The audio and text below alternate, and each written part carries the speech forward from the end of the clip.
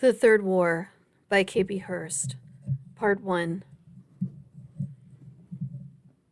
The fish in the pond made bubbles at the surface as I watched them. The late hour was nearing twilight just as I felt the breeze chilling me to the bone. The stone wall surrounding the garden was high, but between it and the concrete ground, I felt the earth meet the air. My eyes met the wall again, and I lit a fire in the outdoor fireplace Michael, my husband, had built before the war claimed him. The sky twinkled with stars in the darkness, and I heard growling suddenly. I could suddenly smell the putrid stench of wet dogs. I closed my eyes. It had come time to bury an old wound. Standing in the cold, I narrowed my eyes to see two golden lights above the stone wall. My heart was beating in my chest like a machine gun. Those golden lights rose now. I knew them all too well. They were not lights. They were eyes. They were beastly eyes. They were his. The eyes began now, growing closer to where I stood. The ember fire flames blew in the breeze.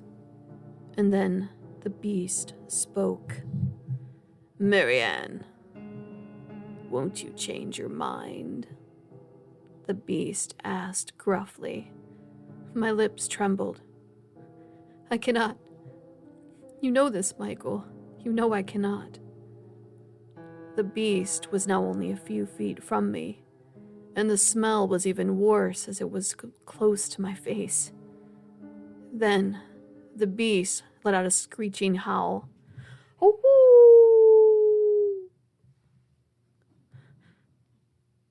Tears fell down my face. "I loved you, Michael, before the war brought you back like this. God, how I loved you. But you're not Michael. You're not Michael now because this thing has claimed my husband. My husband is dead." I felt a swift pain suddenly marking my neck. Something had gripped me in its maw. Was this really Michael? Had my husband attacked me? I hoped I'd die. The fate of becoming a creature of the night was too much to bear. Then I felt my body drop to the garden's concrete and closed my eyes. I was done with this life and all the dread it had brought with it. But I wasn't dead. Instead, the woman I once was woke at dawn, blood all around me. There was, however, no wound on my body. It had healed in the night. I closed my eyes and wept. He had done this. Michael had taken his last revenge. I stood up. The fire had gone out sometime in the night. I wrapped my arms around my body as a chill went down my backside, and I entered the house. I made sure to lock the door behind me and then ran to the bathroom to throw up. My body felt as if I had the worst hangover imaginable. I took a shower and washed what blood I had left off my body. I stood naked in front of the mirror and looked for any hidden wounds. Maybe I dreamt of Michael, my husband, of the beast he had become in the middle of the night. It was only wishful thinking, though. Michael's beast had visited, and he would return to greet me on the next full moon. How had it all begun? I thought of it repeatedly in those hours before dawn. I laid in bed before thinking about my job as a nurse, thinking about Michael, wondering if there was something I could have done differently.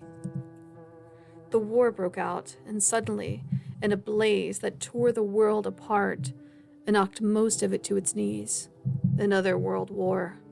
Only this time, it ended rather quickly. Treaties were signed, and the blood finally stopped.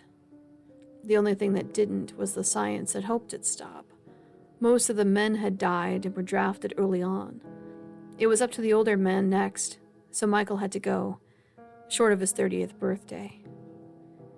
I had been beside myself with worry. Watching the news on my phone one afternoon after a long day in the operating room, I saw they were sending home troops injured just outside the Great Wall of China. I was elated, and I leapt for joy when I realized that had been where Michael's troop was. I recalled watching on the news that they would send Michael's troops home. I set out the next week to meet Michael at the subway station, and I received notice that his return would be delayed. It was about a month later after that I was finally able to bring Michael home, but he wasn't himself, and it wasn't what I expected. The war had done things to him. Once vibrant and muscular, his body was weak, thin, and pale. He could even barely help me with simple tasks, like carrying groceries in from the store. The fear was now built inside of me, and I asked the army what had happened to him. No one could answer my inquiries, but I knew there was something about Michael that wasn't him. There was something strange about him. Then the first night, he left for days and didn't return until nearly a week later. Something was off about it. The army doctor told us PTSD was most likely the cause. It would take time, the doctor had assured us. Time wore on, and Michael slowly seemed to be getting healthier. His body became less fragile, and he got the color back in his face. He was able to do more and more as time wore on. He was getting back to his old self. He even joked with me in the way that he used to. He began repairing the stone wall around the old Tudor house and garden. He helped me with my new koi pond. We'd spend hours outside talking and just trying to forget. We'd forget for mere moments that a war had come and ravaged the world, even here in America. Then, when it ended, thanks to some robots finishing the war with their own treaties to help world governments get back to peace, no one saw that those same scientists had been doing in labs all the secret things they had been working on. In a laboratory in Antarctica, some top secret plans by the Russian government, turning men into monsters to beat up one another. That's when Michael was used and discarded, or so we think. There was a bigger plan at play. Michael disappeared again one foggy night in May. This time I was heartsick with worry for over a month and wondering where my husband had gone. But when Michael came back, he was a completely different man. He was crass, he was angry, his sex drive insatiable. I caught him eating raw meat from the fridge. It was unlike him. Everything about Michael was different now. I tried to go about my days as though things were okay, but I felt the ever-growing presence of darkness all around me, even with the people I encountered daily. They too were different now. They were all so different between old friends, hospital staff, and some patients. They too were angry, short on patience. All the time. People would act like wild animals everywhere I went. Even the nice old woman at the grocery store who waited on me. She too was different. She didn't have that same sweet smile that greeted me any longer when I paid for groceries. The smile was now like a bird that had swallowed a mouse. Her eyes were ever waiting and watching, as if she were watching to see what I might do next, like an animal in a cage. I felt uneasy everywhere I went, from the market to work to walking in the neighborhood in broad daylight. There was a predatory air in the city. My next-door neighbor, Millie, had a white cat she loved dearly, and it went missing. I helped Millie search for the cat, but when they found that its head had been removed, as if the animal had been devoured halfway by something else. Millie didn't leave her house again after that. I felt terrible. I remember telling Michael about it. His attitude was less than kind. It's a cat, Marianne. He chuckled over a vodka tonic. I don't know what's gotten into you. You used to love animals, people, and even me and my stupid interests. Michael smirked, getting up from the dining room table. I do love your silliness. But Amelia's old. The last thing she needs to worry about is a cat. What if the old woman died? What then? Who's going to take care of her cat?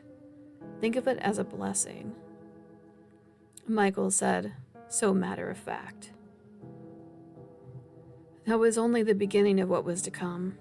Weeks went by, and suddenly I felt more uneasy. I didn't feel safe in my own home, around Michael. Our relationship came to a brutish end one night in August. They called it a harvest moon. It was brighter than the other full moons. I didn't usually notice it, but I couldn't help but notice it tonight. There it was, big and bright, hanging over my house. Michael was in the garage, supposedly tinkering with his old car. He hadn't touched it in months, but decided to take an interest in finishing it. It gave me hope that perhaps there was a glimmer of the old Michael still in there somewhere. He still loved being creative, and maybe he still loved me. Then I heard a scream. I ran outside to the garage and couldn't find Michael at all. I yelled for my husband. I tried to find him. Then I saw the thing crawling on the ground. It looked like a man, and the man was crawling and wailing on the ground, screaming in pain. As I walked closer to the man, I realized it was Michael. Only it didn't look like Michael now. His face had become distorted, and his body was changing before my eyes. I couldn't move. I stood there completely aghast. Then he stood, and I noticed the look in his eyes was that of a devilish manner. He was enjoying my reaction. I felt it then. I could feel his intentions now. He did this on purpose. Then the beast that took over my husband spoke to me. Marianne, please do not be afraid. This is who I am now. Won't you join me? I couldn't accept it, and only wanted to get as far away from him as possible. I ran into the garage and opened the door to our kitchen, promptly locking it. He didn't even bother to chase after me. I expected the door to come bursting open like in the movies. When I managed to ensure all the doors and windows were locked, there was no sight of him. But I did hear howling in the distance. I heard them all. I don't know what was more chilling, seeing your husband, the love of your life, change into a beast, or knowing there was an entire world outside, changing all at once under the moon. I suppose now I would change too. Looking back, I realized maybe it wasn't the worst thing that had happened to me. I've never felt so amazing in all the years I've been alive. Something was frightening in it, though. I had not changed yet. I had not had my first full moon. I know Michael will come to claim me. He'll steal me away at night. He will force me to feed and to murder. It wasn't anything that I wanted or how I wanted him to return to me. Stupid wars. Stupid men with their science experiments, and stupid me still in love with a man who no longer exists. I'm frightened now. I wait now to see what will happen to me. I hope that when it happens, it's not too painful. I can only recall how it looked to me when Michael changed. His body in torment, the screaming. Oh God, there was so much screaming. So much pain. I spent my days, in a daze, waiting to become a beast. I carried on, though, as if nothing had happened. I bought groceries, and the woman who always rang me out was different now. She looked at me as if she were all-knowing. I hated her face. I hated her now because I knew she, too, was like me. It's like they were waiting for me to change too, to conform to the new world, one made of creatures like Michael. It explained the howling of what sounded like a pack of dogs that first night I saw Michael for who he really was. Then the endless night finally came. I realized I felt nothing when the moon creeped out under the clouds. I was in my kitchen drinking a glass of wine in the dark as I watched the moon. Yet, nothing changed me. Was I confident Michael had indeed bitten me? All that blood, the change I felt, and those mysterious gazes from the old woman at the grocery store. Why wasn't I changing? The moon was out in full blast, and I remained puzzled. How could I not have changed into a wild beast? Then I felt something.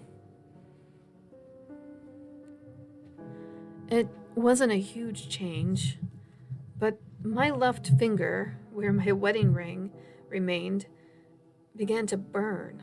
It felt as if a hot poker had started to burn me. I looked down, realizing that there was something about the ring. It was keeping me from changing into a wild monster. I remembered it then. My ring! An opal and diamond ring. It was sterling silver. It had been passed down from Michael's grandmother to his mother to me. Silver bullets always killed werewolves in movies, but could it also stop me from changing into a beast? Oh, the pain had become unbearable, though. But I now knew the other pain would be even worse. I couldn't imagine twisting and turning into a monster, to have my entire body turn inside out and back again in a matter of a few hours. So I would endure the burning, and I would endure the stinging pain. I ran my hand under cold water, hoping to cease the pain a bit, when I was distracted by eyes watching me from outside my kitchen window. I realized there was more than one set of eyes watching me right now. There were at least 20 pairs of eyes. I watched as my entire hand began to burn. It was as if their gaze was causing me more pain. Tears began to well up in my eyes from fear. I was yearning to stop the pain. Even a part of me longed to join the pack. I didn't know what had gotten into me. Only moments before their eyes found me, I was scared to death. Now, I was no longer frightened, and I asked them to return. One by one, they ran into the night and ran away from me. When dawn came, I still longed for them to return, and my finger had stopped hurting. There was a burn scar when I looked down, but the second I moved my ring, it disappeared.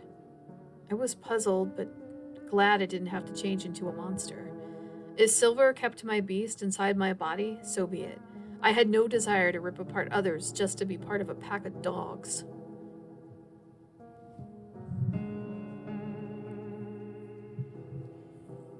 Several weeks passed, with another moon between us.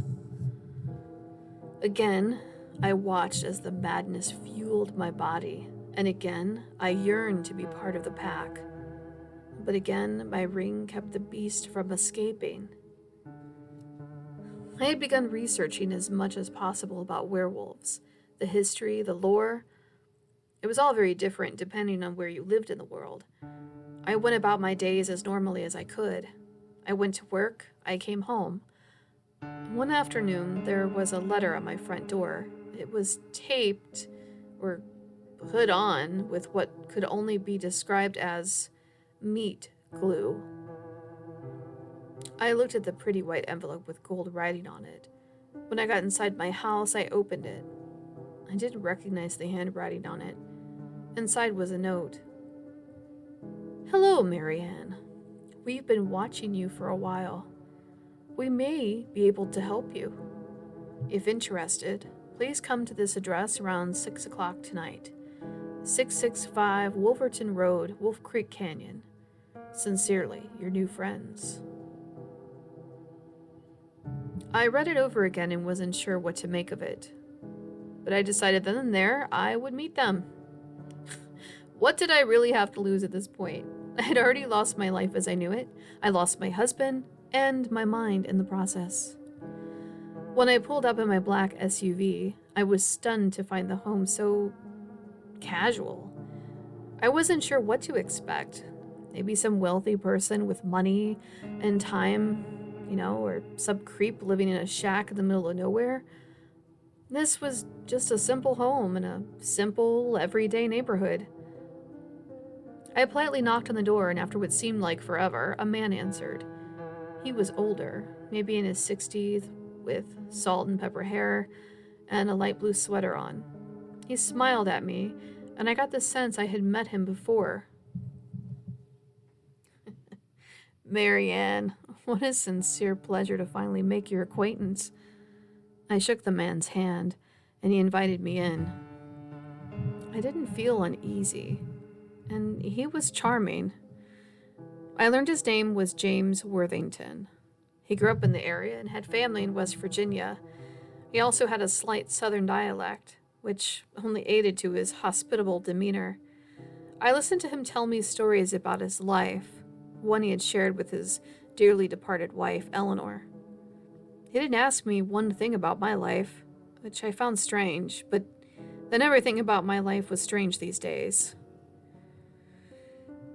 So, why did I invite you to my home? You're probably wondering that. Yes, but I think I have an idea, I said. I suppose you must, but I had a pretty good inkling you'd come. It isn't every day you meet someone you never knew you had a connection to with just one sniff. I thought that was hot chocolate. I teased. The house smelled like chocolate. Oh, forgive my manners. Would you like a cup? It was always my wife's favorite to drink a cup in the evening before she watched Wheel of Fortune. I used to make it for her when she was too sick, but old habits die hard, he said with melancholy. I knew James was a werewolf. I felt close to him because werewolves were pack-oriented creatures. I felt the nerves leave me when he touched my hand. Marianne, I know you have been through a big, sad event. I'm unlike all the others you've encountered since your husband shifted. Yes, I know about Michael. I know everything. It is my unfortunate lot in life to have been the very first werewolf. That's why you feel so close to me. You're drawn to the hierarchy. You feel cared for in my presence, and you don't feel threatened. Marianne, please accept my condolences for the loss of the person before the unfortunate circumstances of your change. Also, please accept my friendship. You're a lone wolf.